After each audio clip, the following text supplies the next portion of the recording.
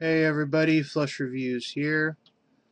Just wanted to go over the patch notes for 5.1 to discuss all of the changes that seem to be going on with the new patch.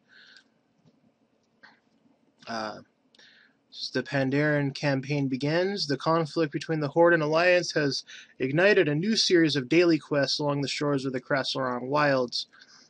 Now this is going to be the new factions for Horde and Alliance. There are mounts available, which I discussed in another's video, as well as a new hub for daily quests, and you can expect more rewards to come in the very near future. We have the Brawlers Guild, and I actually did a review on that in another video as well, but it's basically going to be an underground fight club for it's PvE. It's 1v1, you against a small raid boss type NPC. You can earn rewards, rankings. There isn't a lot of word yet on the rewards that will be available, but it is noted in the PTR that the bosses do drop a purse of gold, somewhat like LFR bosses do. So I would bet that in the very near future, those bags are going to start dropping items as well. So as soon as that information is available, I will update that. One thing about the Brawlers Guild is entry into the Brawlers Guild is by invitation only. Invitations are found on the black market auction house, and anybody who gets one from the auction house and gets the invitation can then invite 10 additional people. So it is by invitation only. Prices of those invitations were around 150K on the PTR. I'm assuming that'll go down significantly on Live Realms, but we'll have to see. Lesser Charms of Good Fortune will no longer take up bag space.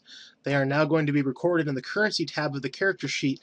This is something that I thought should have been done from the beginning. It doesn't make a lot of sense that the Greater Charms of Good Fortune and every other currency now in the game is not in the bags, but these are. I've actually been known to lose track of them and get a stack here and a stack there. So I think that's a well-deserved change as well. Duration of all disarm effects has been reduced by 8 seconds. That's going to change some things. There's quite a few class changes on the different classes. I'm not going to go over each one of those individually, but I'm going to go over the more crucial ones.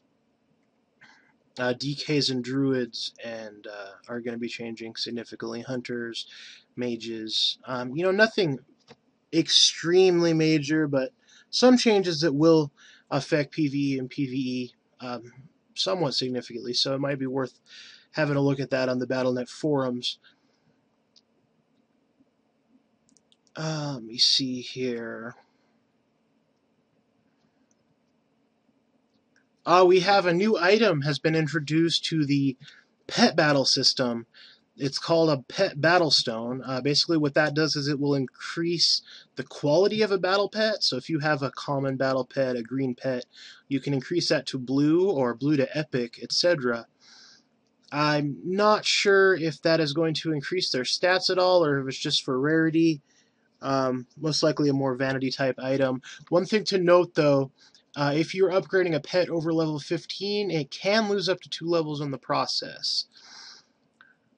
Flawless pet battlestones can upgrade pets directly to rare quality, where polished battlestones will upgrade the pet to uncommon quality. So, doesn't look like you can go to epic on this, but you can take white ones to green, green ones to blue, etc.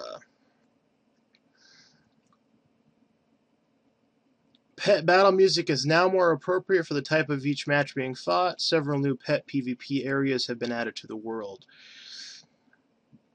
There's some upgrades to raid.